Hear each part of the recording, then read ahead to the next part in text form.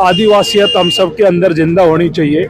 आज हमें जो भी जीवन जी पा रहे, अच्छी सांस ले पा रहे, अच्छा जीवन जी पा रहे, उसके पीछे कारण है प्रकृति। जल जंगल जमीन की रक्षा करेंगे।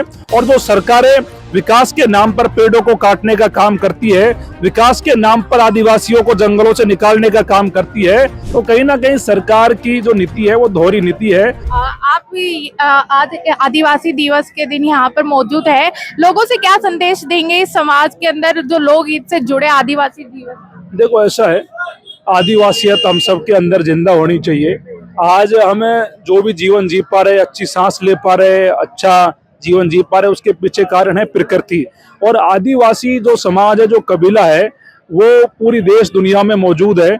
और आदिवासी जो कौम है और जो विचारधारा है, वो बस इतना कहती है कि आप जल जंगल जमीन की रक्षा करो। अगर आप प्रकृति की रक्षा करोगे तो प्रकृति आपकी रक्षा करेगी। और आज पूरी दुनिया में विश्व आदिवासी दिवस धूमधाम से मनाया जा रहा है।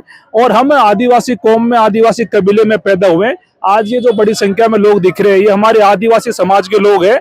और आज राजस्थान नहीं, पूरे भारत नहीं, पूरे देश में हर जगह, हर जिले, हर गांव ढाणी में प्रोग्राम हो रहे हैं। तो एक प्रोग्राम छोटा सा हमारे यहाँ नाहरगढ़ इकाई पर यहाँ की टीम ने रखा है, यहाँ के पंच पटेलों ने रखा है।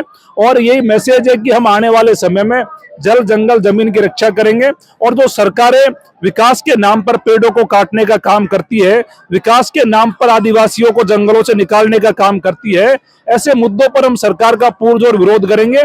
क्योंकि अगर आदिवासी जिंदा रहेगी तो ये प्रकृति जिंदा रहेगी, मानव जात जिंदा रहेगी। और नहीं तो कहीं ना कहीं पूरे मानव जात पर खतरा मंडरा जाएगा। सरकार बड़े बड़े दावे करती है प्रकृति के वो बढ़ाने के लिए, उनका संरक्षण करने के लिए, लेकिन वहीं दूसरी तरफ वो आदिवासियों को हटाने की और जंगल को हटाने की बात कहती है। कहाँ तक सही लगता है? देखो, सरकार के दावे झूठे हैं। सरकार की कथनी और करनी में बहुत फर्क होता है। और सरकार कहती क्या है, करती क्या है। अब हम यहाँ नाहरगढ़ फोर्ट में दिवस मना रहे हैं। नाहरगढ़ फोर्ट शुरू से ही आदिवासियों का रहा है। और आदिवासी कौम, यहाँ कबीलाई कौम नाहरगढ़ फोर्ट को संभालती रही है। आमेर में भी पहले यहाँ मीणाओं ने आमेर को संभाला है, आदिवासियों ने संभाला है। लेकिन षड्यंत्र पूर्वक हमारे लोगों से यहाँ के राज हत्या ले गए। आज जब हमारे लोग यहाँ काम धंधे भी करते हैं, छोटी मोटी मजदूरी करते हैं, तो सरकारों को दिक्कत होती है, बड़े लोगों को दिक्कत होती है, इनको परेशान किया जाता है। ये लोग हैं जिनकी वजह से ये पहाड़ सुरक्षित थे, ये लोग हैं जिन्होंने महल बना के दिए। अगर हमारे आदिवासी कौम के लोग नहीं होते उस जमाने में, तो ये महल कैसे बनता? ये नहीं बनता। तो कहीं ना कहीं सरकार की जो नीति है वो दोहरी नीति है। और सरकार की कथनी करने में बहुत फर्क है। सरकार को समझना चाहिए कि आदिवासियों के साथ मजाक नहीं होना चाहिए।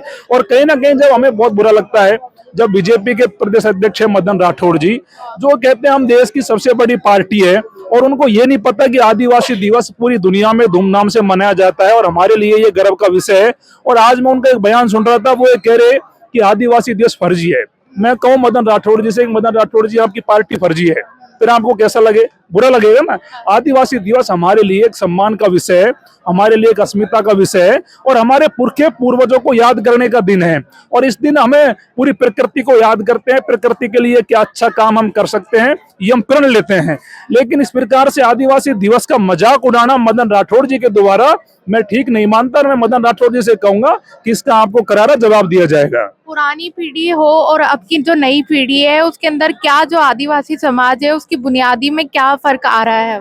देखो ऐसा है, हमारे जो पहले के कबीलाई लोग थे वो ज्यादा जुड़ाव रखते थे जंगलों से और जमीन से जुड़े थे। आजकल की नई पीढ़ी है शहरों की ओर जा रही है, पलायन कर रही है। लेकिन फिर भी मैं कहूंगा कि हमारी कौम थोड़ा इस ओर लौटे और जल जंगल जमीन की लड़ाई को दोबारा मजबूती से लड़े। और इस ओर भी ध्यान दे कि हमें जो हमारा जो मूल जो उद्देश्य है प्रकृति की रक्षा करना, लोगों के लिए काम करना, उस ओर ध्यान देना है। और मेरा विश्वास है कि आने वाले समय में हमारी युवा पीढ़ी, हमारे नौजवान भी इस ओर मुड़ेंगे और आने वाले समय में इस लड़ाई में जुटेंगे।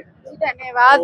हमने यहाँ बात करी, उन्होंने कहा कि जो ये आदिवासी दिवस है जो लोगों को एक उत्साह देता है और एक अच्छा उमंग है, आप लोग इसको तरह से अच्छे से बनाइए। ऐसी तमाम खबरों के लिए देखते रहिए द खटक।